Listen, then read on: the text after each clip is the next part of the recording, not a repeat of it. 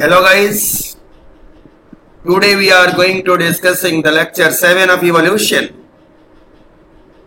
Under mechanism of evolution, particularly Hardy-Weinberg principle. Our motto like that, how can Hardy-Weinberg principle play important role in evolution? And what is the significance of Hardy-Weinberg principle in evolution? तो आज की बातों में हम लोग mechanism of evolution ही समझ रहे हैं। मैकेनिज्म ऑफ इवोल्यूशन को जानने के लिए हमने हार्डी-वीनबर्ग प्रिंसिपल का सहारा लिया।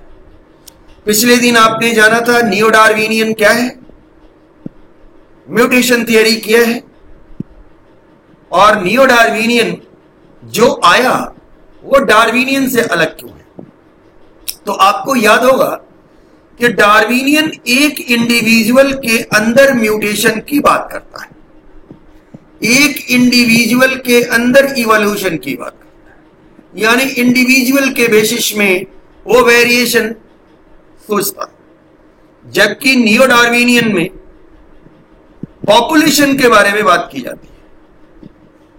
तो among the population the variation, और वो वेरिएशन एक न्यू पॉपुलेशन को लीड करता है, ये कैसे होगा।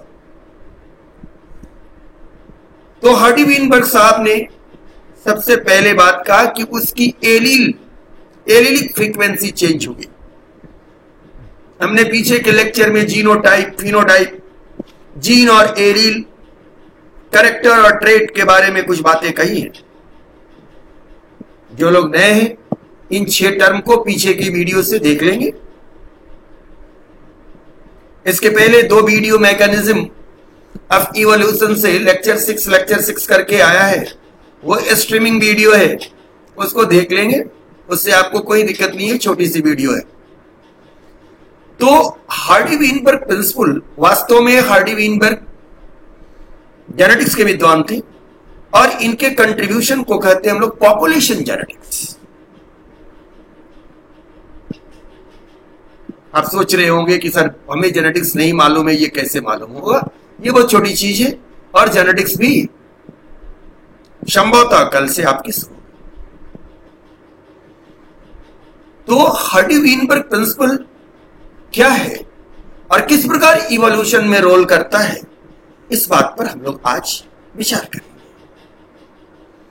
तो सबसे पहले प्रत्येक दिन की भांति हम लोग ये देखेंगे कि आपकी टेक्स्ट क्या कह रही है। Mechanism of evolution, what is the origin of this variation and how does speciation occur. आपने देखा कि वेरिएशन और स्पेसिएशन, इन 2 चीजों पर हम चर्चा करेंगे मैकेनिज्म ऑफ इवोल्यूशन को समझाने के लिए। तो वेरिएशन कैसे आएगा? Due to mutation, sudden change, और दूसरी बात हो गई कि स्पेसिएशन यानी ओरिजिन ऑफ न्यू स्पेसीज। तो आज का मेरा लेक्चर इन 2 बातों पर केंद्रित है, वेरिएशन और speciation. Even though Mendel had talk of inheritable factors, इसी फैक्टर्स को आज हम लोग जीन कह रहे हैं, क्योंकि मेंडल ने जीन को फैक्टर्स कहा था। यह बात हम लोग जेनेटिक्स में जानेंगे। इन्फ्लुएंसिंग फिनोटाइप, मतलब यह हुआ कि फैक्टर्स या जीन जो है वो फिनोटाइप को इन्फ्लुएंस करते हैं। Darwin either ignore this observation और केप्ट साइलेंस। पीछे के दिन भी मैंने समझाया था, आज भी मैं बोल दूं कि मेंडेलियन को डार्विन के फॉलोअर और डार्विन जैसे वैज्ञानिकों ने आगे आने ही नहीं दिया। इवन यहां तक कह दिया गया कि ये बायोलॉजिस्ट नहीं मैथमेटिशियन है। इसीलिए ये लाइन लिखा हुआ है कि Darwin either ignore concept of Mendelian और kept silence. यही कारण था कि मेंडल अपने जीवन में अपने उत्कृष्ट संवाद जो जेनेटिक्स के लिए दिए, उस पर किसी ने बिलीव नहीं किया। मेंडल के मरने के बाद उनके 3 follower researcher of Mendelian like Hugo de Vries, Tschermak and Correns ने मेंडेलियन को डिफीट दिया। उसमें प्रमुख रूप से ह्यूगो डेवेरिस का नाम आता है। In the first decade of 20th century, Hugo Deveris based on his work on evening primrose, पौधे का नाम है, इसका दूसरा नाम है ओरिएंथेरा लेमार्कियाना। देखिए ये पौधा बना हुआ है, यही इवनिंग प्रीमरोज है। Hugo Deveris based on his work on evening primrose brought forth the idea of mutation, और इवनिंग प्रीमरोज में उन्होंने म्यूटेशन की आइडिया दिया, जबकि ये बातें आज के संदर्भ में गलत है। ये बात सही है कि ह्यूगो डेवेरिस साहब ने म्यूटेशन शब्द दिया था और उन्होंने म्यूटेशन दिखाया था। यही देखिए, ये देख रहे हैं सडन, ये लंबा हो गया है। वास्तव में सामान्यतः इवनिंग प्रीमरोज ये छोटे छोटे हैं, लेकिन एक अचानक लंबा हो गया, आ गया। इसे उन्होंने कहा कि ये म्यूटेंट है या इसमें म्यूटेशन हुआ है। बात समझ में आ रही है? लेकिन वास्तव में ये पॉलीपोलाइडी का केस है। किसका केस है? पॉलीपोलाइडी, क्रोमोसोमल एबेरेशन का। एनीवे, तो Hugo de Vries based on his work on evening primrose brought for the idea of mutation. तो आप भी समझ गए कि इवनिंग प्रीमरोज से उनको म्यूटेशन का आइडिया आया, जबकि म्यूटेशन को सबसे पहले नोटिस किया था सेथ राइट नामक गडेरिया ने, सिप में। और इसी तरह उसने अंकन ब्रीड में नोटिस किया था। अंकन ब्रीड भेड़ों की वैसे वैरायटी है जिनके पैर छोटे होते हैं। Large difference arising suddenly in a population. आ गया बात कि मैकेनिज्म हम हमेशा पॉपुलेशन पर देखते हैं, और डार्विनियन के पास ये क्षमता नहीं थी कि वो पॉपुलेशन की बात करे। पॉपुलेशन की बात सबसे पहले नियो डार्विनियन में आई, और इस पॉपुलेशन की जेनेटिक्स को बताने वाले हार्डविन। इसलिए उन्हें हमको यहां याद करना है और आपको समझाना है।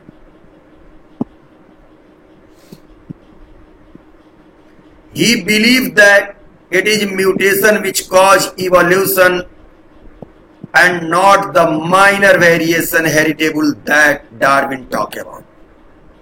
और ह्यूगो डेवेरिस साहब का यह विश्वास था कि यह म्यूटेशन जो है वो इवोल्यूशन का कारण हो सकता है, न कि माइनर वेरिएशन हेरिटेबल जो डार्विन के द्वारा बताया गया था।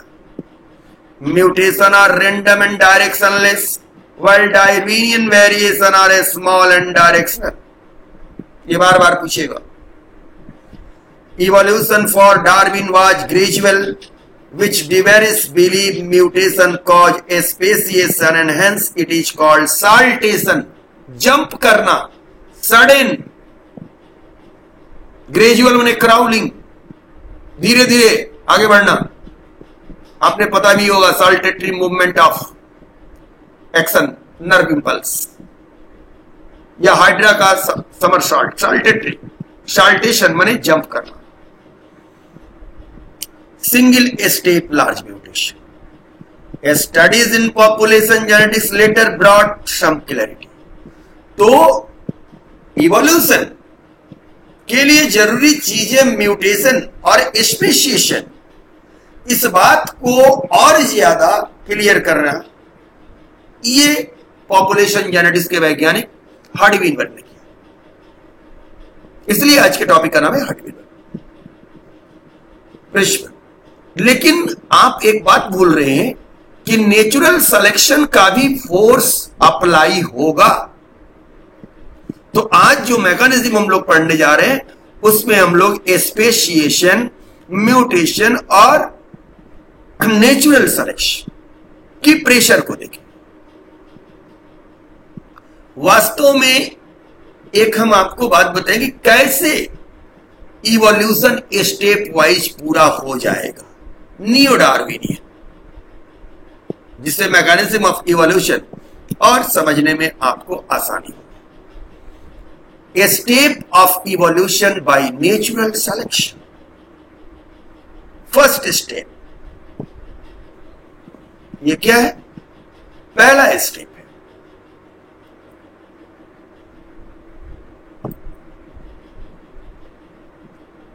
या देखिए,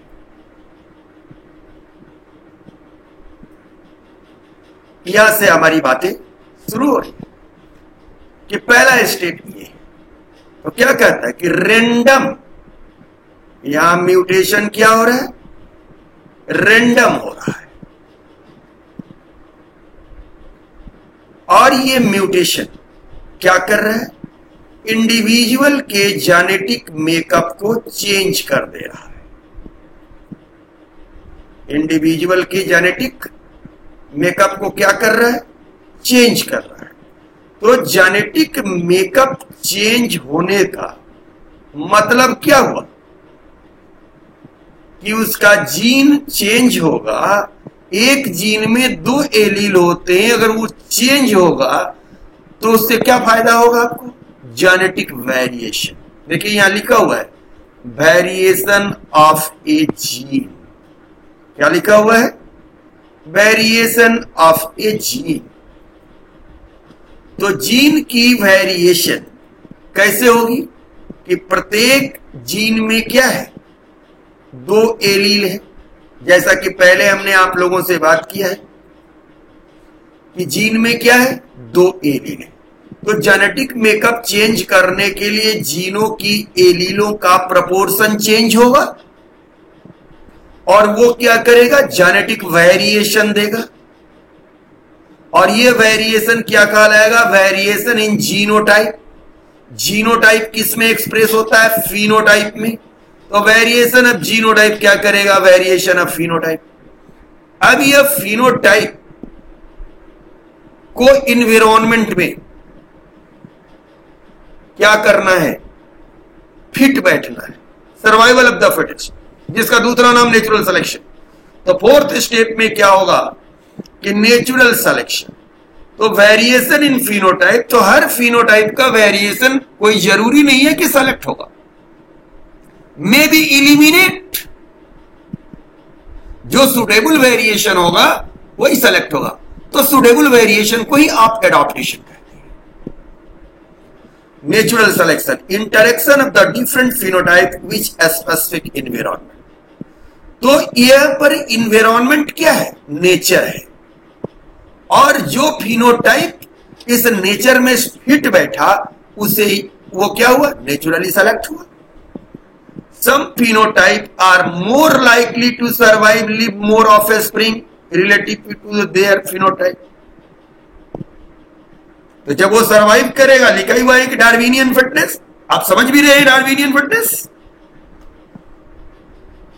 तो some phenotype are more likely to survive and live more offspring relative to other. जो लोग जिनके फिनोटाइप उस एनवायरनमेंट में ज्यादा सूट करेंगे वो क्या करेंगे? सरवाइव करेंगे। और साथ में क्या होगा? ओवर रिप्रोडक्शन होगा, उनकी एक बड़ी पॉपुलेशन आएगी। और जो नहीं सरवाइव करेंगे या जो नहीं फिट बैठेंगे वो धीरे धीरे एलिमिनेट करने होंगे। और इस तरह से क्या कहलाएगा ये सर्वाइवल इनका? फिटनेस, यानी रिप्रोडक्टिव फिटनेस या डार्विनियन फिटनेस। ये Darwinian fitness, more of their allele are pass to next generation. मतलब कि ये जैसा है, ये जीव जैसा है वैसे बार बार रिप्रोडक्शन करके अपनी पॉपुलेशन को बड़ा किए चले जाएंगे। और फाइनली क्या होगा? जो एलील की फ्रीक्वेंसी शुरू में थी उससे चेंज आ जाएगा। Change in allele frequency in the next generation, यानी पॉपुलेशन। मैं बार बार यह बात बोल रहा हूं, पॉपुलेशन, नॉट इंडिविजुअल। और इस प्रकार एक नई पॉपुलेशन आ जाएगी। वो पॉपुलेशन एक नई स्पीसीज का निर्माण करेगी और उस नई स्पीसीज के निर्माण को स्पेसिएशन कहेंगे। यही तो इवोल्यूशन है। इस बात को पूरा दिमाग में रखेगा। ये आपकी एनसीईआरटी के टेक्स्ट में मैं अलग से ये बात कर रहा हूं, लेकिन ये छोटी सी बात है। First step genetic makeup change होगा due to mutation, second step genetic variation, third variation in phenotype, fourth natural selection, fifth survival of the fittest, sixth Darwinian fitness, seventh allelic frequency change in generation by generation inherited, and the finally population built. अब mutation क्या है? Mutation is a phenomena which resulting an alteration of the DNA sequence and consequently result in the change in genotype and phenotype of an organism. Clear हो गया कि mutation क्या है? जो जीवों के डीएनए को चेंज करे और उसमें म्यूटेशन लाए, उसमें चेंज लाए, सॉरी म्यूटेशन नहीं, डीएनए को चेंज लाए, स्लाइट चेंज लाए, हल्का वेरिएशन करे। The term mutation was coined by Hugo de Verish, 1901. That Hugo de Verish also proposed mutation theory of evolution in his book, The Mutation Theory, published in 1903. Hugo de Verish work on Orienthera lamarckiana और Evening Primrose. ये इसलिए दे दिया हूं कि आपको objective सवाल MCQ बनाने में कोई परेशानी नहीं हो। तो इस तरह आपको मैंने इंट्रोड्यूस किया। अब आइए देखते हैं कि हार्डी-वीनबर्ग प्रिंसिपल क्या है। In a given population one can found out the frequency of the occurrence of allele of a gene और a locus. This frequency is supposed to remain fix even remain in the same through the generation. Hardy Weinberg principle stated it using algebraic equation. कैसा equation? Algebraic equation. P plus Q the whole square is equal to P square plus 2PQ plus Q square. This principle say that allelic frequency in a population are stable and constant from generation to generation. ये principle कहता है the gene pool, total gene of their allele in a population, पहले gene pool में आपको समझा चुका हूं, remain in a constant. This is called the genetic equilibrium. The total sum of all allelic frequency is 1. ये हमेशा याद रखना है। किसी भी पॉपुलेशन में एक जीन के जितने भी एलील होंगे उनका हमेशा सम कितना आएगा? 1। एक जीन के अगर दो एलील है, एक का नाम P है दूसरे का नाम Q है, तो P plus Q is equal to 1। इसलिए P plus Q is equal to भी 1 होगा। इसलिए P square plus 2PQ plus Q square भी 1 होगा। ये दिमाग में फिट कर लीजिए।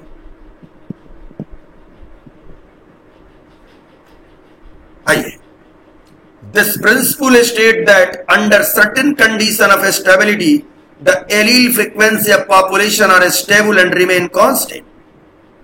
Thus, generation to generation in sexually reproducing organism, this stability is called genetic equilibrium or Hardy-Weinberg equilibrium. Hardy-Weinberg साहब क्या कहते हैं कि किसी भी जीन में एलील की फ्रीक्वेंसी हमेशा स्टेबल रहती है और जनरेशन टू जनरेशन वो पास करते जाती है। तो my dear people, you must be keep in your mind कि those force, those factor who disturb the Hardy Weinberg equilibrium cause evolution. क्योंकि जब तक हार्डी-वीनबर्ग इक्विलिब्रियम रहेगा पॉपुलेशन में, तो पॉपुलेशन स्टैटिक रहेगा, डायनामिक नहीं होगा। पॉपुलेशन में कोई चेंज नहीं आएगी। एक ही कारण है कि एलिलिक फ्रीक्वेंसी को अगर चेंज किया जाए तो फिर पॉपुलेशन में वेरिएशन होगा। यानी एक लाइन में आप समझे मैकेनिज्म ऑफ इवोल्यूशन कि those factors who disturb the Hardy Weinberg equilibrium cause evolution. यह मैकेनिज्म है एक लाइन में कि वे फैक्टर्स जो हार्डी-वीनबर्ग को अफेक्ट करें, हार्डी-वीनबर्ग इक्विलिब्रियम को अफेक्ट करें, वे ही इवोल्यूशन का जनक है, इवोल्यूशन करा सकते हैं। That is the mechanism. The total sum of all the allylic frequency is 1 and it represented as P plus Q the whole square or P square plus 2PQ plus Q square is equal to 1. Disturbance in the genetic equilibrium is considered as evolutionary change. यही मैं चिल्ला रहा हूं. 5-factor effect, Hardy-Weinberg equilibrium, namely gene migration, genetic drift, mutation, recombination and natural selection. Must be keep in your mind. 5 factor. The first one is the gene migration, second one is the genetic drift, third one is the mutation, fourth one is the recombination, and last one is the natural selection. आइए, if P frequency of allele A, capital से ये A लिखा है, आपको पता होगा, आपने matric में मेंडेलियन पढ़ के आए होंगे. लंबे पौधे के लिए कैपिटल टी एलील आपने लिया होगा और बौने पौधे के लिए स्मॉल टी एलील लिया होगा. जिस एलील को कैपिटल लेटर से डिनोट करते हैं उसे हम डोमिनेंट एलील कहते हैं. जिसे हम स्मॉल लेटर से डिनोट करते हैं उसे हम रिसेसिव एलील कहते हैं. तो ये मेंडेलियन हो. इसलिए हम इधर से चल रहे हैं कि देखिए कितना आसान आपका मैं मेंडेलियन कर देता हूं, चुटकी बजाते हुए खत्म कर रहा हूं. तो आपने जाना कि ये एक जीन में 2 एलील होते हैं. एक एलील का नाम डोमिनेंट एलील, दूसरे का रिसेसिव. डोमिनेंट एलील को कैपिटल लेटर से, रिसेसिव एलील को स्मॉल लेटर से डिनोट किया जाता है. आप पूछेंगे इसका मतलब क्या? कहता है कि अगर 2 डोमिनेंट एलील, जैसे यहां कैपिटल ए डोमिनेंट एलील है, अगर 2 ए माने ए स्क्वायर, ऐसी कंडीशन हो तो पौधा में जो फिनोटाइप आएगा, जानवर में जो फिनोटाइप आएगा वो डोमिनेंट कैरेक्टर देगा. क्योंकि एक ही ट्रेट है, पौधे की लंबाई एक ट्रेट हुआ, लेकिन पौधा का ज्यादा लंबाई और पौधा का कम लंबाई, ये दोनों कैरेक्टर हुआ. तो पौधा में ज्यादा लंबाई है उसको टॉल माना, और जिसमें कम लंबाई है उसको ड्वार्फ माना. तो जीन तो एक ही है पौधे के लंबाई के लिए, स्टेम हाइट के लिए, लेकिन उसमें 2 एलील है. Allele for tallness, allele for dwarfness. तो अब अगर 2 एलील एक साथ सेम नेचर के 2 एलील रहेंगे तो उन्हें हम लोग कहते हैं होमोजाइगस कंडीशन. लेकिन 2 डिफरेंट एलील, एक डोमिनेंट और एक रिसेसिव एलील एक साथ रहे तो उन्हें हम हेट्रोजाइगस कहते हैं. क्लियर? तो P plus Q is equal to 1. तो P यहां पर क्या है? देखिए यहां लिखा है क्या है? Dominant allele. Q क्या लिखा है? Recessive allele. तो P plus Q is equal to 1 means P plus Q P plus Q the whole square is equal to 1 and P plus Q the whole square is equal to P square plus 2PQ plus Q square. तो यहां P square क्या हुआ? Dominant homozygous. PQ क्या हुआ? Heterozygous. और Q square क्या हुआ? Recessive homozygous. अब कैसे कौन रिसेसिव होगा, डोमिनेंट होगा, ये जान लीजिए. हेट्रोजाइगस कंडीशन में जो एलील एक्सप्रेस हो, जैसे मटर के पौधे में लंबे पौधे के लिए एलील टी है, बौने पौधे के लिए स्मॉल टी है. तो अगर कैपिटल टी और स्मॉल टी एक जाइगोट में आए और उससे जो सीड बने, उस सीड से जो पौधा निकले और वो लंबा हो, यानी कैपिटल टी और स्मॉल टी रहने के बावजूद पैदा कैसा हुआ? लंबा हुआ. यानी टॉलनेस का गुण जो है वो ड्वार्फनेस पर हावी है, प्रभावी है. इसी को डोमिनेंट कहते हैं. आप लोग पढ़ के भी आए होंगे लॉ ऑफ डोमिनेंस मैट्रिक में, मोटे मोटे अक्षरों. आइए, तो कहता है P is the frequency of allele A. मतलब कौन है allele A? Dominant allele. Q is the frequency of allele small है. कौन है? Recessive allele. तो P plus Q is equal to 1 and p plus q the whole square is equal to 1, p square plus 2pq plus q square is equal to 1. अब आइए थोड़ा सा और clear करते हैं। P square plus 2pq plus Q square is equal to 1। तो ये P square क्या है?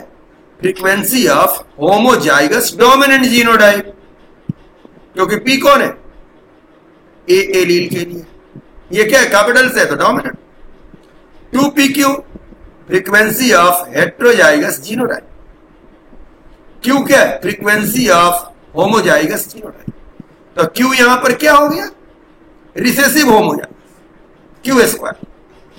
पी स्क्वायर डोमिनेंट होमोजाइगस और 2pq frequency of heterozygous pq। अब क्लियर हुआ?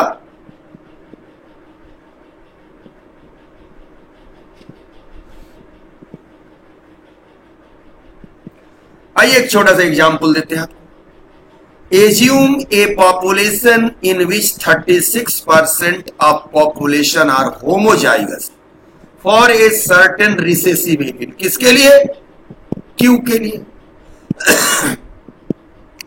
यानी 36% है तो Q square is equal to 36%।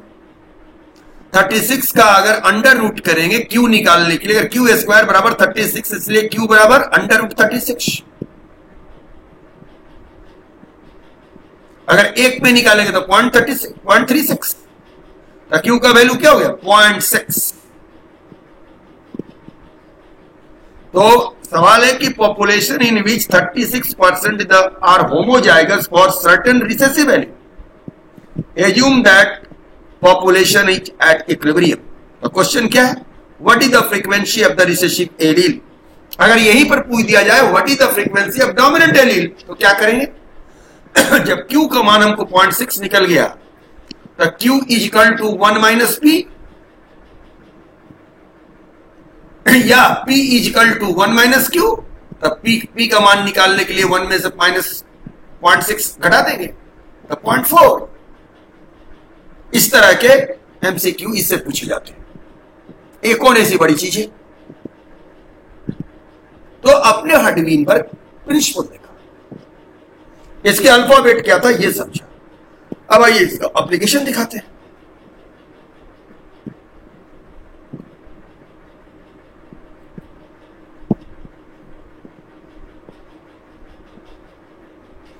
देखिए, the parent generation 1000 individual. Genotype क्या हो गया? ये होमोजाइगस डोमिनेंट का है, क्योंकि ए दो बार लिखा हुआ है, कैपिटल है कैपिटल है।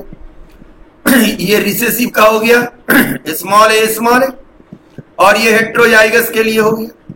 इसकी संख्या 300, 360, 480, 160 सीधे हमको दिख रहा है। इसका अंडर रूट करेंगे तो क्या होगा? 6, और इसका अंडर रूट करेंगे तो क्या होगा? 4। आप देखते जाइए सारी बातें। यहां 0.6 हो गई इसकी।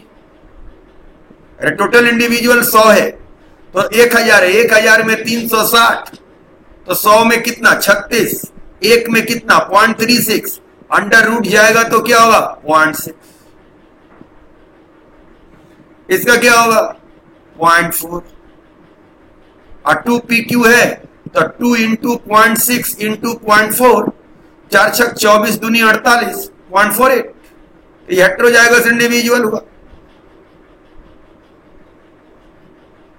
देखिए P equal to 0.6, Q equal to 0.4, ये फादर से P इक्वल टू 0.6 करके देखिए तो फिर वही आएगा। 0.24 एक तरह के हेट्रोजाइगस आएंगे, 0.24 एक तरह के हेट्रोजाइगस आएंगे, 0.36 होमोजाइगस डोमिनेंट आएगा, 0.16 होमोजाइगस रिसेसिव आएगा। इसी तरह के सवाल आते हैं। अब इसकी वैल्यू जैसे जैसे घटाया जाए बढ़ाया जाए।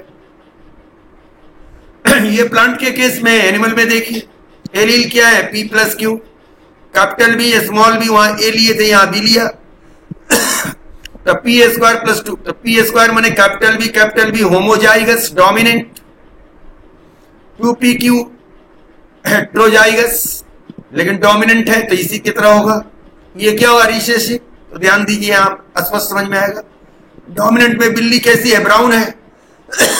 रिसेसिव में कैसी है? व्हाइट है, एल्बिनो है। इसलिए हेट्रोजाइगस में क्या होगा? कैपिटल बी है स्मॉल बी के ऊपर डोमिनेंट है, इसलिए डोमिनेंट कैरेक्टर एक्सप्रेस होगा, इसलिए ये ब्राउन होगी। तो पॉपुलेशन में अगर देखेंगे तो 75% मॉर्फोलॉजिकली फिनोटिपिकली एक जैसा दिखेगा, 25% अलग दिखेगा। लेकिन जेनेटिकली देखेंगे तो क्या होगा? ये 25 होगा, ये 50 होगा और ये 25 होगा। इसी को मेंडल साहब ने कहा था जीनोटाइप रेशियो 1:2:1 और फिनोटाइप 3:1। ये सारी बातें आप पढ़ के आए हैं, छोटी छोटी बातें। Hardy-Weinberg equilibrium. अब दूसरे सवाल में लेते हैं। देखिए यहां पी स्क्वायर कितना है, ये डाटा है। तो यहां हो गया 0.4, यहां हो गया 0.6। यहां पी स्क्वायर क्या है? 0.2 और यहां क्या है? 0.6। तो 0.16 है तो इसका क्या हो गया? 0.4 होगा। तो अगर ये 0.4 होगा तो इसको कितना होना है? 0.6 होना है। लेकिन ये कितना है? 0.20 है। मतलब इसमें रिडक्शन, वेरिएशन हो गया। यही एक्सप्लेन आप करेंगे कि यहां स्टेबिलिटी है या इक्विलिब्रियम में है। यहां क्या है? इक्विलिब्रियम में है ये, लेकिन यहां क्या है? इक्विलिब्रियम में नहीं है। यहां ये इक्विलिब्रियम में नहीं है। यह इक्विलिब्रियम में नहीं होना इवोल्यूशन को इंडिकेट करेगा। तो सारा प्रॉब्लम बनाने का भी सीख है।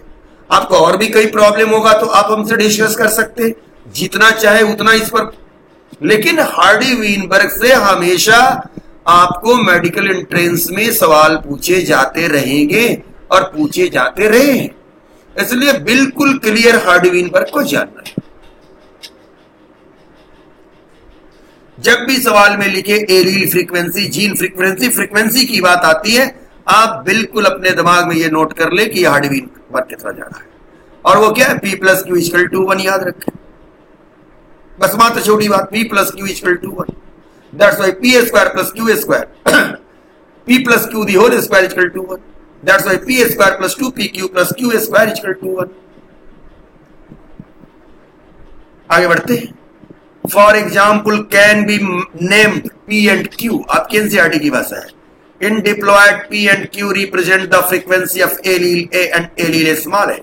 The frequency of capital A individual in a population is simply P². This is simply stated in another way. The probability of that an allele A with the frequency of the P appear on both chromosome of the diploid individual is simply by the product of probability. Show the P². Similarly, recessive के लिए small a is the Q² of AA 2PQ and heterozygous condition के लिए 2PQ. Hence P² + 2PQ + Q² = 1. This is the binomial expression of the P + Q the whole square. When frequency measure differ from expected value, the difference direction indicate extinct of evolutionary change. अभी पीछे समझा क्या है? Cat वाले case में कि वहां ये डाटा मैच नहीं कर रहा है, इसका मतलब है क्या? इवोल्यूशन की तरह पॉपुलेशन बढ़ रहा है। डिस्टर्बेंस इन जेनेटिक इक्विलिब्रियम और Hardy Weinberg equilibrium, change in frequency of allele in a population would them be interpreted as a resulting in evolution. Clear हुआ? कहीं कुछ समझाने की जरूरत? अब एक नई बात जान लीजिए, condition necessary for Hardy-Weinberg equilibrium. कि कहां हार्डी-वीनबर्ग इक्विलिब्रियम लागू होगा, ये तो भी जाने कि कौन कौन फैक्टर थे जिसने हार्डी-वीनबर्ग को स्टेबल नहीं रहने दिया। तो वो थे gene migration, genetic drift, mutation, recombination और नेचुरल सिलेक्शन। ये 5 पॉइंट है कि वे कौन से फैक्टर हैं जहां पर हार्डी-वीनबर्ग ऑलवेज इक्विलिब्रियम में रहता है। Population is very large, population is isolated, no migration of individual or allele into or out of the population. Mutation do not alter the gene pool, mating is random, mating माने sexual production, all the individual are equal in reproductive success, no natural selection. ये बार बार सवाल पूछे जाते हैं कि natural selection नहीं होना चाहिए, रैंडम मैटिंग होनी चाहिए, पॉपुलेशन लार्ज होना चाहिए, पॉपुलेशन को आइसोलेटेड होना चाहिए। आइए आप एनसीईआरटी के टेक्स्ट को लीजिए। 5 factor are known to be affected Hardy Weinberg equilibrium, these are gene migration, gene flow. Gene migration या जीन फ्लो एक ही नाम है बेटा, इस बात को ध्यान देना, कई बार सवाल में पूछा है, बच्चे नहीं समझ पाते। Genetic drift, mutation, genetic recombination and natural selection. When migration of A section of population to another place and population occur, gene frequency change in original as well as new population। क्या मतलब हुआ कि जब migration, gene migration क्या है? when migration of a section of population to another place and population occur, gene frequency change in original as well as new population। अगर मान लीजिए साइबेरिया से भरतपुर क्रेन आते हैं, इस क्रेन में वहां से एक पॉपुलेशन आया उड़ करके और यहां से रिटर्न नहीं हुआ, यही सदा के लिए रह गए, तो यहां भी वे नए जीन लेकर के आए और वहां से भी जीन का लॉस हुआ। वही बात कह रहा है कि gene frequency change in original population as well as new population. New gene या allele are added in the new population and these are lost from the old population. अब देखिए, अब ये जो उन क्रेनों का जो यहां पॉपुलेशन था, यहां की जो वेराइटीज अगर क्रेन की थी या यहां पर जो उनके जैसे चिड़िया थे, अगर उनके साथ वो रिप्रोडक्टिव बिहेवियर करते हैं तो फिर न्यू जीन उनके अंदर समाहित होगी जीन पूल में और इस प्रकार एक नई पॉपुलेशन आ जाएगी। There would be a gene flow if this gene migration. अब यह कहता है कि यह जीन माइग्रेशन क्या है? जीन फ्लो है, जीनों का प्रवाह। तो there would be gene flow if the gene migration happen multiple time. ये एक बार हुआ तो जीन माइग्रेशन, लेकिन बार बार हो। If the same change occur by chance, if the same change occur by chance, it is called genetic drift. यहां chance factor आ गया, काम तो वही होगा, जीन माइग्रेशन का ही होगा, तो एक पॉपुलेशन से लॉस होगा, दूसरे नए पॉपुलेशन में ऐड होगा, लेकिन यहां चांस फैक्टर है जिसे हम लोग क्या कहेंगे? Genetic drift. Sometime the change in allele frequency is so different in new sample of population that they become a different species. Sometime, तो जेनेटिक ड्रिफ्ट क्या कॉज कर रहा है? जीन फ्लो होनी, जीन माइग्रेशन होनी तो एक सामान्य घटना है, लेकिन चांस फैक्टर है उसमें जेनेटिक ड्रिफ्ट। और जेनेटिक ड्रिफ्ट क्या कर रहा है सो देखिए। Sometime this change in allele frequency so different in new population, sample population, they become a different species. The original drifted population become founder and their effect is called founder effect। तो original population से जो कुछ organism निकल के बाहर गए और नए पॉपुलेशन का निर्माण किए, तो वे जो ओरिजिनल पॉपुलेशन थे उनका नाम क्या होगा? फाउंडर। और इस प्रभाव का नाम क्या होगा? Founder effect. तो फाउंडर इफेक्ट और बोटलनेक इफेक्ट दो तरह के इंपॉर्टेंट यहां इफेक्ट हैं, और दोनों को कॉज करने का माध्यम कौन है? Genetic drift. कई बार पूछा गया है कि जेनेटिक ड्रिफ्ट वो फैक्टर है जो फाउंडर इफेक्ट या बोटलनेक इफेक्ट पैदा करता है। तो आइए थोड़ी सी बात हम लोग फाउंडर इफेक्ट क्या है इस पर हम करते हैं।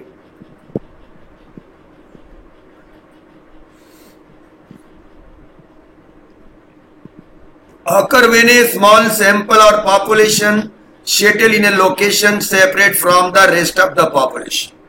Alleles that were uncommon in the original population might be common in the new population. समझ में आया? And the offspring in the new population will carry those alleles. Example: Amish seldom marry outside of their immediate community. In the old order Amish community, there is a high frequency of the six-finger dwarfism. Affected individual that trace their ancestry back to one of the founder in the order. नई बात समझे। कहता है कि amiss एक population है, American population है, तो उनके जो ओल्डर पॉपुलेशन थे उसमें किसी किसी को 6 उंगली, ये देख रहे हैं यहां से भी एक और अंगूठा निकला हुआ, 6 अंगूठा था। लेकिन उस एमिस का कुछ थोड़ा सा पॉपुलेशन एक जगह शिफ्ट हो गया, अलग चला गया कैलिफोर्निया रीजन की तरफ।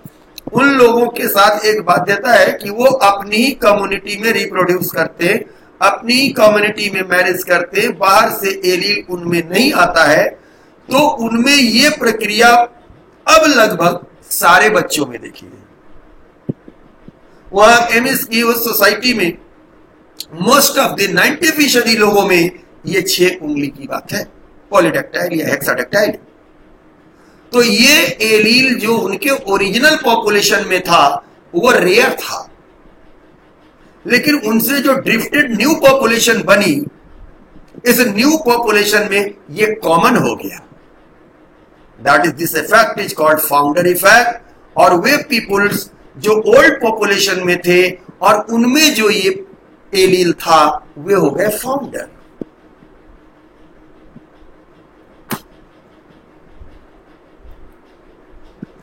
चलिए आगे बढ़ते हैं। जेनेटिक ड्रिफ्ट, इसको थोड़ा फिर मैं दूसरे तरह से लिया हूं। सबसे पहली बात आप जाने जेनेटिक ड्रिफ्ट प्रोसेस है कि नहीं? हाँ है। जेनेटिक ड्रिफ्ट का क्या डिस्क्रिप्शन? तो कोई डिस्क्रिप्शन नहीं। जेनेटिक ड्रिफ्ट का स्ट्रक्चर, कोई स्ट्रक्चर नहीं। जेनेटिक ड्रिफ्ट से सिमिलर टर्म या phrase random change in gene frequency in a population.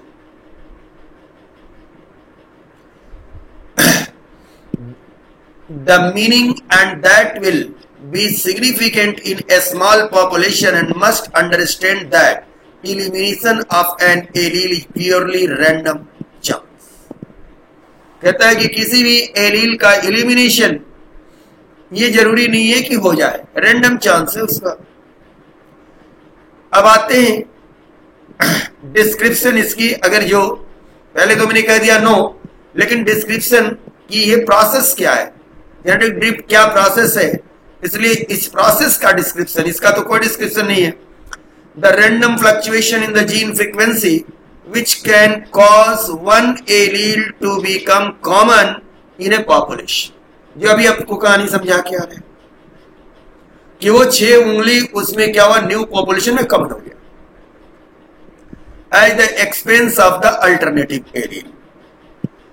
Connect to the another term, genetic drift is the change in the allele frequency in population which is caused by the random event, chance factor, rather than by natural selection affecting the gene pool of a small population in particular.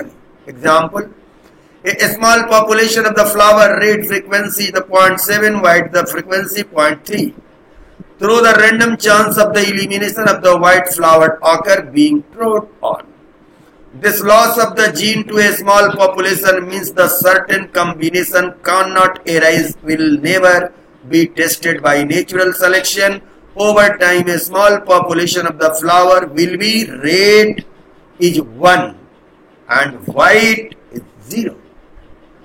देखे equilibrium disturb हो गया। आपके लिए आसान है समझना कि शुरू में क्या था, फाउंडर पॉपुलेशन में 0.7 और 0.3, और न्यू पॉपुलेशन में क्या हो गया, आर कैपिटल R1 हो गया, केवल लाल रंग के पौधे आ गए, लाल फ्लावर, राइट। तो ये छोटी छोटी बातें हैं और इस पर सवाल बहुत है।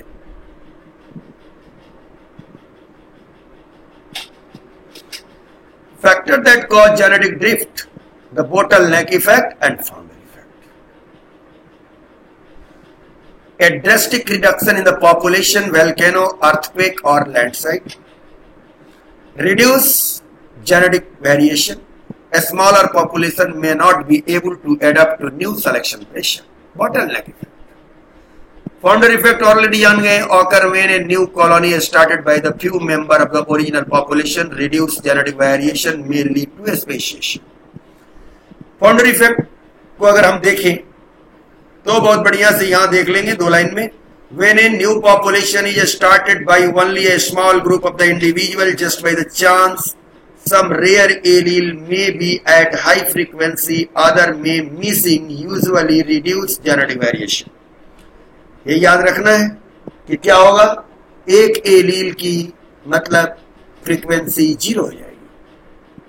Human population that start from a small group of colony, colonization of the new world. देखिए यहां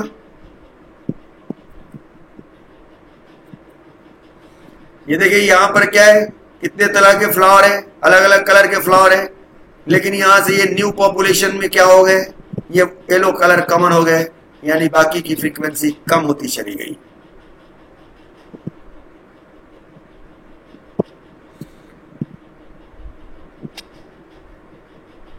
इसी तरह बोटलनेक इफेक्ट भी चांस इवेंट पर असर करता है। क्या है बोटलनेक इफेक्ट, तो देखें यह एक बोतल है, इसमें 2 तरह के गोली रखे हुए हैं।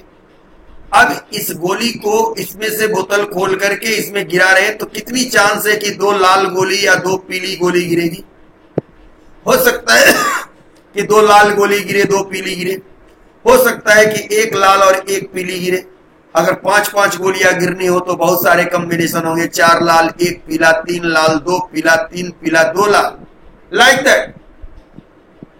तो अगर ये ओरिजिनल पॉपुलेशन है और इससे अगर ये न्यू पॉपुलेशन के लिए एलील का माइग्रेशन हो रहा है तो निश्चित तौर से जो नया पॉपुलेशन बनेगा इससे डिफर बनेगा। A chance event greatly reduce the size of the population. Initial population has equal frequency of the red and yellow allele. The surviving individual have allele frequency different from those of the original population, which generated the new population with a strong dominance of the red over the yellow allele. कितनी छोटी बात है, चुटकी बजाते हैं, इसको आप किसी को भी समझा सकते हैं। अगर एक बार में आपको नहीं समझ में आया होगा तो फिर आप कहेंगे फिर मैं समझाऊंगा। कि मैंने सिंपल कहा कि एक बोतल के अंदर 20 लाल गोली और 20 पीली गोली रख देने पर बराबर इक्विलिब्रियम में है, वो दोनों की बराबर है, लेकिन उसको हिलाने के बाद और उसको एक छोटे से प्याला में निकालने पर कितनी जरूरी है कि 10 गोली हमको निकालना है तो 10 लाल आया, 10 पीला आया, 5 लाल आया, 5 पीला आया, 4 लाल आया, 6 पीला आया, ऐसा। अब उस एलील को न्यू पॉपुलेशन के रूप में डेवलप करना हो ऑर्गेनिज्म को तो निश्चित तौर से फाउंडर पॉपुलेशन या मदर पॉपुलेशन या ओरिजिनल पॉपुलेशन से वो डिफर होगा। This is called the bottleneck effect.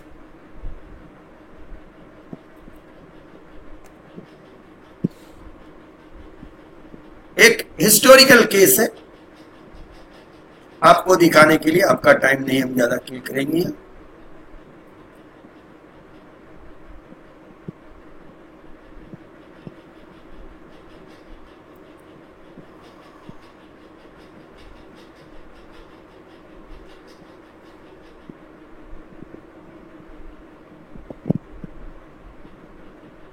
बात तो वही है जो ऊपर में बात था, बोतल गोली ये सब आप तो समझ गए हैं। यहां देखिए ओरिजिनल पॉपुलेशन ये सील का 1 2 3 4 4 तरह की प्रजाति यहां है, 4 कलर के हैं। यहां देखिए इनकी संख्या रेयर होने लगी। यहां देखिए यहां आकर इनकी संख्या क्या हो गया, मैक्सिमम, यानी क्या हुआ, इनकी सर्वाइवल हुआ, इनकी रिप्रोडक्टिव पोटेंशियल ज्यादा थी, ये ज्यादा एडॉप्ट किया। देखिए यहां 2 गोली है, लाल और एक गोली है ब्लू, लेकिन यहां आते थे देखिए गोलियों की संख्या बढ़ गई लाल। तो ये बहुत सिंपल चीज है। A severe genetic bottleneck occur in the northern elephant seal. Other animal known to be affected by genetic bottleneck include the cheetah and the both ancient and modern human population. Endangered species are in a narrow portion of the genetic bottleneck and have reduced genetic variation. याद रखेंगे कि bottleneck effect का example एक चीता भी है, आपसे पूछा गया था एक बार, और वो भी कहा ओलंपियाड। आइए अब आप लोगों ने अगर फाउंडर इफेक्ट और बोटलनेक इफेक्ट को अगर समझ लिया हो तो आगे मैं बढ़ता हूं, आपकी एनसीईआरटी के टेक्स्ट को लेता हूं कि microbial experiment shows that the pre existing advantageous mutation. याद होगा कि पिछले लेक्चर बायोलॉजिकल इवोल्यूशन में हमने माइक्रोब्स के बारे में दिखाया था, एंटीबायोटिक्स को फेड मीडियम बना करके, उसी के बारे में बोल रहा है। अगर जिन्हें दिक्कत होगी वो फिर से वीडियो देखेंगे। Will result in observation of the new phenotype, क्योंकि microbial experiment show that the pre existing advantageous mutation when selected will result in observation of new phenotype. क्योंकि वो कहानी क्या थी कि माइक्रोब्स पर जो माइक्रोब कॉलोनी में ग्रो कर रहे थे उसमें हमने एंटीबायोटिक फेड कराया, तो उसमें से कुछ माइक्रोब नहीं मरे और बाकी मर गए। यानी जो नहीं मरे उनके अंदर प्री एडॉप्टिव म्यूटेशन था, वो पहले से एडॉप्ट म्यूटेड थे, लेकिन जैसे ही उनको उस तरह का इन्वायरमेंट मिला उसमें उनकी सर्वाइवर बढ़ गई और रिप्रोडक्टिव फिटनेस बढ़ गई, डार्विनियन फिटनेस बढ़ गई। तो प्री एडॉप्टिव म्यूटेशन, इसी को यहां कहता है pre existing advantageous mutation. Pre adaptive, जैसे सिंपल सी बात है, आप जैसे घरों में डीडीटी का प्रयोग कर रहे हैं या कछुआ छाप कॉइल जला रहे हैं, मच्छर मर गए, लेकिन 6 महीना के बाद आप देख रहे हैं कि फिर मच्छर आ गए और अब कछुआ जला रहे हैं तो वो नहीं मर रहे। क्या मतलब हुआ कि जिस समय आपने कछुआ छाप जला के मच्छरों को मारा था तो 100 में 98 मच्छर मारे गए, लेकिन 2 मच्छर ऐसे बच गए जिनके ऊपर कछुआ छाप कॉइल का कोई प्रभाव नहीं पड़ा। अब कछुआ छाप जलाने के बावजूद भी वो अपना रिप्रोडक्शन करते रहे, अपना सर्वाइवल देते रहे। कछुआ छाप यहां क्या हुआ, नेचर हो गया, नेचर प्रेशर हो गया और इसमें उनका सिलेक्शन हो गया। इसलिए अब आज के दिन में आप कछुआ छाप जला के अपने चारों तरफ बैठे रहिए, मच्छर काट करके आपको भागता रहेगा। तो ये मच्छर में क्या था, प्री एग्जिस्टिंग एडवांटेजियस म्यूटेशन। तो ये माइक्रोबियल एक्सपेरिमेंट में जोसिया लिडरबर्ग ने रेप्लिका प्लेटिंग टेक्निक के द्वारा इस एक्सपेरिमेंट को दिखाया था। और रेप्लिका प्लेटिंग टेक्निक मैं आपको बायोटेक्नोलॉजी में बताने वाला हूं, यहां कोई जरूरी भी नहीं है, मेंशन भी नहीं, लेकिन मैंने कहा क्योंकि आपके यहां तो जो दिखाया गया था वो मैंने पीछे दिखा दिया है। फेड मीडियम में किस प्रकार माइक्रोब्स के ऊपर एंटीबायोटिक का प्रभाव डालते हैं तो माइक्रोब्स मारे जाते हैं, लेकिन कुछ माइक्रोब्स जल्दी जल्दी, उसे आप लोग क्या कहते हैं, रेसिस्टेंट। तो जो रेसिस्टेंट है और जो सेंसिटिव है, तो रेसिस्टेंट भी वही है जिनमें प्री एग्जिस्टिंग या प्री एडॉप्टिंग एडवांटेजियस म्यूटेशन है। ओवरफ्यूजनेशन, दिस वुड रिजल्ट इन एस्पेशिएशन, और यह एस्पेशिएशन का तरीका है। यहां से इस एक्सपेरिमेंट से यह पता चल गया कि एस्पेशिएशन कैसे न्यू स्पीशीज बनते हैं। Natural selection is a process in which the heritable variation enable better survival are enabled to reproduce and leave greater number present. A critical analysis makes us believe that the variation due to the mutation or variation due to the recombination during gametogenesis. Crossing over भी variation दे सकता है, लेकिन क्रमिक, sudden नहीं। और due to the gene flow or genetic drift result in change in frequency of the gene and allele in a future generation. क्योंकि ये पांचों बार कि gene flow, genetic drift, mutation, recombination, natural selection, ये Hardy Weinberg को disturb करेंगे और ये लोग क्या कर सकते हैं, फ्यूचर जनरेशन में एलील और जीन की फ्रीक्वेंसी को बदल सकते हैं। The couple to enhance reproductive success, natural selection make it loop the different population, और इस प्रकार एक नए पॉपुलेशन का निर्माण हो जाएगा। Natural selection can lead to be stabilisation which more individual acquire the mean character value. Mean character value एक लाइन में समझिए 2pq, p square plus 2pq plus q square. अगर 2pq का मतलब कि इंडिविजुअल बढ़े, पॉपुलेशन में 2pq का वैल्यू ज्यादा हो, तो उसे हम लोग स्टेबलाइजेशन कहते हैं। Directional changes, more individual acquire value other than the mean character. अब बचिए p स्क्वायर और q स्क्वायर।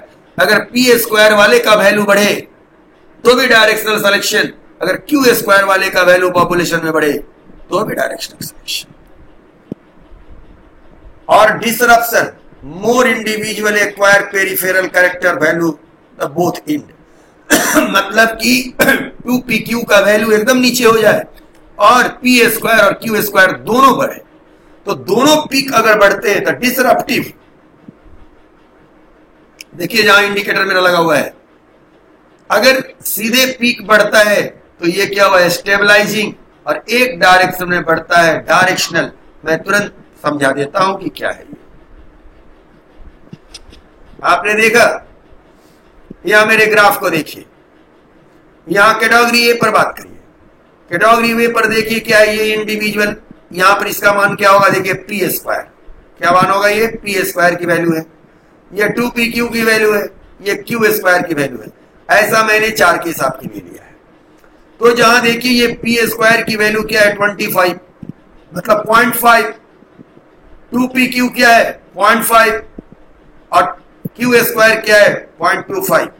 मतलब कि अगर किसी पॉपुलेशन में एक जीन के 2 एलील की फ्रीक्वेंसी 0.55 हो, p इक्वल टू 0.5 और q इक्वल टू 0.5, तो ऐसा तरह का आएगा। तो 2pq की वैल्यू यहां सबसे ज्यादा है कि नहीं, यही ना मीन वैल्यू हुआ। तो देखिए यहां 2pq की वैल्यू सबसे ज्यादा है कि नहीं, तो मीन वैल्यू बढ़ रहा है कि नहीं, तो ये क्या हुआ, स्टेबलाइजिंग। क्योंकि ओरिजिनल पॉपुलेशन क्या है, देख लें आप, ओरिजिनल पॉपुलेशन ये जो है डॉटेड लाइन से दिखाए, ओरिजिनल पॉपुलेशन में 2pq क्या है, इतना है। इस ग्राफ के लिए ओरिजिनल पॉपुलेशन में 2pq क्या है, इतना है। इसमें 2pq क्या है, इतना है। अब आइए दूसरे में देखिए, कैटेगरी बी में p स्क्वायर को हमने 36 कर दिया है, मैंने 0.6 और 0.4। तो अब देखिए मीन वैल्यू इसका बढ़ा नहीं, 48 हो गया, 50 से कम हो गया। फिर हमने 0.7 कर दिया इसको, और 0.3 कर दिया, तो फिर कौन बढ़ गया, ये बढ़ते चला गया। तो यहां से देखिए 25 से 36 हुआ, 36 से 49 हुआ। तो एक डायरेक्शन में बढ़ रहा है कि नहीं, p स्क्वायर केवल बढ़ रहा है। तो इधर p स्क्वायर केवल बढ़ जाए या q स्क्वायर केवल बढ़ जाए, तो इस तरह के सिलेक्शन को क्या कहेंगे, डायरेक्शनल। किसी एक डायरेक्शन में selection against an extreme, selection against both extreme, तो इसको हम लोग क्या कहेंगे, स्टेबलाइजिंग। इसको क्या कहेंगे, डायरेक्शनल। और ये इसमें क्या है, p स्क्वायर भी बढ़ रहा है और q स्क्वायर भी बढ़ रहा है, इसको क्या कहेंगे, डिसरप्टिव। इसके द्वारा देख लीजिए, ये 44 है, ये 44 है, जबकि ये 12 है, कैटेगरी 4। अब आपने समझ में आया कि जो सिलेक्शन, नेचुरल सिलेक्शन जो हो रहा है, उसके 3 डायरेक्शन है। और हार्डी वीनबर्ग साहब ने इसको भी एक्सप्लेन किया, कैसे, जैसे मैंने किया, p एलील की फ्रीक्वेंसी पर। तो 3 तरह की, या तो स्टेबलाइजिंग, तो हार्डी वीनबर्ग में अगर इक्विलिब्रियम में रहेगा तो स्टेबलाइज रहेगा। अगर हार्डी वीनबर्ग अगर डिफॉल्ट किया, अगर डिस्टर्ब हुआ, या तो डायरेक्शनल सिलेक्शन होगा या नहीं तो डिसरप्टिव होगा। तो सिलेक्शन के कितने मेथड है, 3, स्टेबलाइजिंग, डायरेक्शनल और डिसरप्टिव। यही चीज यहां 3 आपके एनसीईआरटी में दिखाया गया है। तो मैं इसको बहुत एनालाइज करता तो आप समझ पाते कि नहीं, ये 2 फिगर से हमने काफी क्लियर समझा दिया। बाकी आपको जरूरत होगी तो फिर आप करें। इक्विलिब्रियम, ग्रेजुअलिज्म और पंक्चुएटेड इक्विलिब्रियम। यहां सिंपल सी बात देखनी है कि डार्विन साहब ग्रेजुअलिज्म के फॉलोअर थे, तो ग्रेजुअलिज्म से यही हो सकता है, धीरे धीरे। लेकिन हमारे अनुसार या नियो डार्विनियन के अनुसार नहीं, punctuated equilibrium, rate of speciation is not constant, rapid burst of change, that is due to the mutation, long period of little or no change, species undergo rapid change when the first birth, when the parent population। देखिए यहां से अरे सीधे जा रहा है, तो punctual equilibrium, punctuated equilibrium mechanism of evolution को इंडिकेट करता है। अब speciation, how and why do new species originate? Species are created by series of evolutionary process. Population become isolated or separated, geographically isolated or reproductively isolated। क्योंकि बार बार जो हम migrate करा रहे थे पॉपुलेशन को, तो दोनों पॉपुलेशन में फिर कुछ दिन तक मिलन नहीं होना चाहिए। तो ये दो ही तरह से संभव है, या तो जियोग्राफिकली आइसोलेटेड हो या रिप्रोडक्टिवली आइसोलेटेड हो। Isolated population evolve independent. Isolation दो तरह के होते हैं बेटा, एलोपैट्रिक और सिम्पैट्रिक। जियोग्राफिकल सेपरेशन को कहते हैं हम लोग एलोपैट्रिक स्पेसिएशन, और sympatric still live in the same area must be isolated by other means rather than geographical isolation. तो ये अदर मीन्स क्या हो सकते हैं?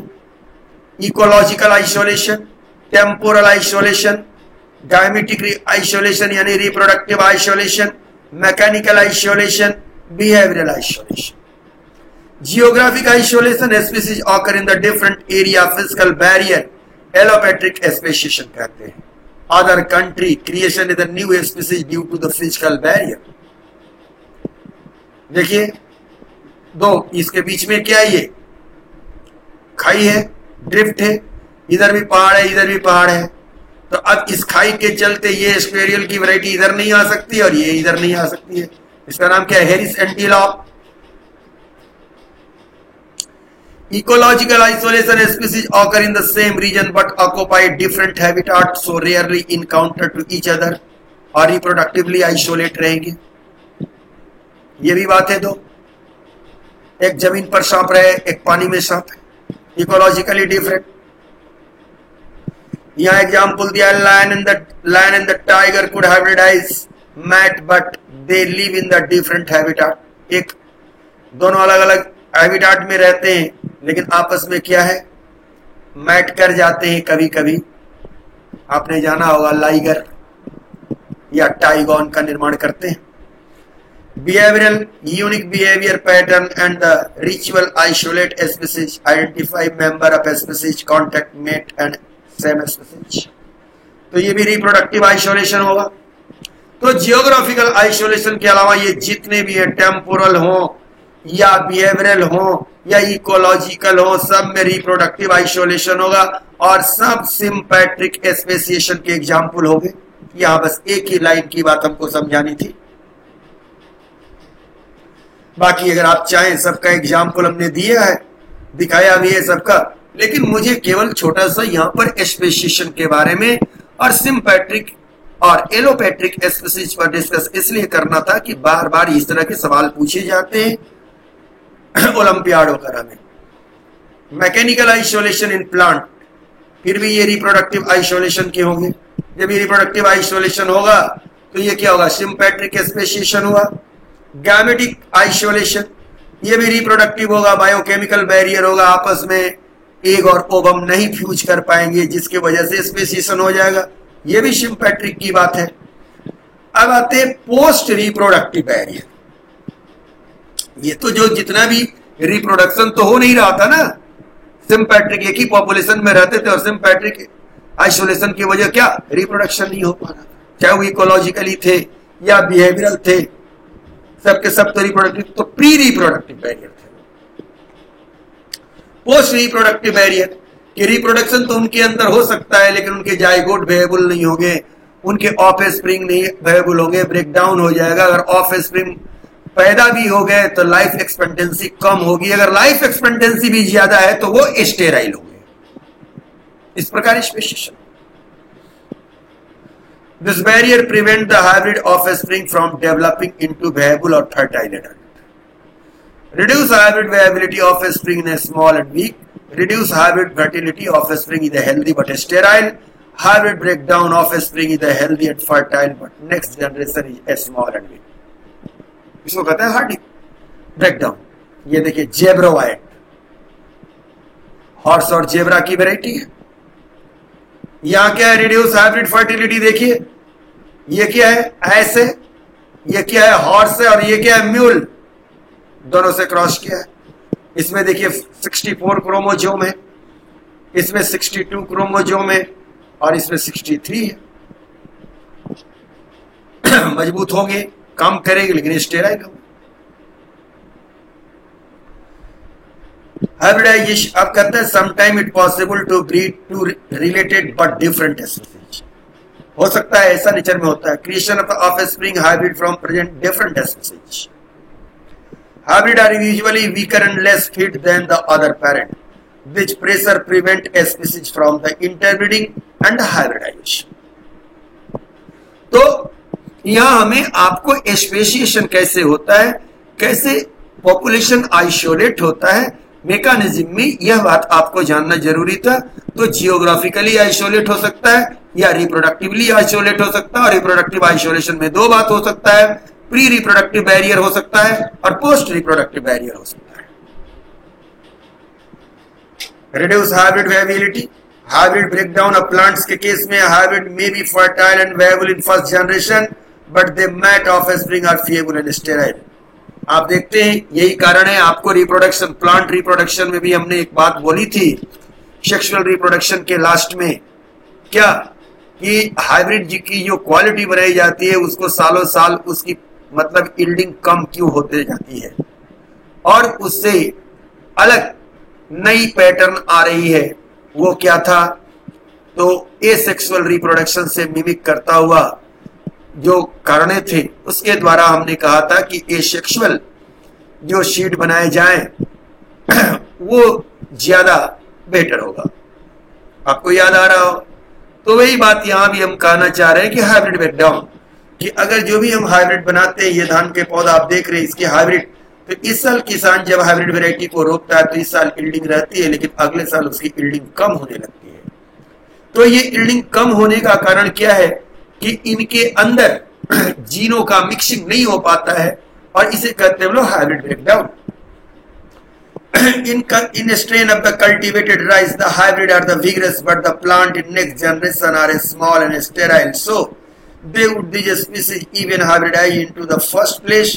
There is no reason show part to the separate species. तो hybrid reduce hybrid variability ये भी सिंपैट्रिक speciation का ही तरीका है, और इससे क्या होता है कि नई वैरायटी एक ही पॉपुलेशन में नजदीक नजदीक भी दो वैरायटी रहने के बाद भी नई तीसरी स्पीसीज नहीं आ पाती है। तो मुख्य रूप से कंक्लूजन क्या निकला, इस पर बातें आप जान लें, क्योंकि आपको जानना सारी बातें, लेकिन स्पष्ट रूप से आपको क्या जाननी वो मैं यहां दिखा रहा हूं। Species is the unit of evolution. पहला सवाल, evolutionary change is the more random than progression. ये प्रोग्रेसिव नहीं, रैंडम, वही जो अभी आपको फ्लक्चुएटिंग दिखाया था हमने। चेंज मे बी ग्रेजुअल और रैपिड, यह चेंज ग्रेजुअल हो सकता है या रैपिड, लेकिन हम लोग रैपिड के उपासक हैं। Scientific rule, follow the evidence, evidence for evolution is overwhelming in the form of geological strata and the fossil life form। तो आप लोगों ने मैकेनिज्म समझा होगा कि मैकेनिज्म ऑफ इवोल्यूशन क्या है। तो दो बातों पर आधारित है, एक को हम लोग नेचुरल सिलेक्शन और दूसरे को स्पेसिएशन। इसीलिए आपकी एनसीईआरटी ने स्पेसिएशन पर उतनी फोकस नहीं किया है, इसलिए मैं यह जानते हुए भी आपके लिए हमने स्पेसिएशन अलग से जोड़ा है। ठीक है, आप 12 के लिए इसे इंपॉर्टेंट नहीं मानते होंगे, लेकिन नीट के विद्यार्थियों के लिए यह जरूरी है। कुछ बच्चे 12 में ओलंपियाड वगैरह का फॉर्म भरते हैं, उनके लिए जरूरी है, क्योंकि सिलेबस क्या कहता है, एनसीईआरटी का फ्रेम क्या कहती है, यह बात आप तक पहुंचाना मेरा काम है। इसलिए हमने इस तरह से इसको बताया है। ऐसा नहीं आप समझेंगे कि स्पेसिएशन बहुत लंबा, नहीं, हमने बहुत छोटी छोटी बातें रखी हैं और उसमें 2 बातें बताई है आपको केवल। सिम्पैट्रिक स्पेसिएशन क्या है, एलोपैट्रिक स्पेसिएशन क्या है, जियोग्राफिकल आइसोलेशन क्या है, प्री रिप्रोडक्टिव बैरियर क्या है, पोस्ट रिप्रोडक्टिव बैरियर क्या है। एनफ। Thanks for today.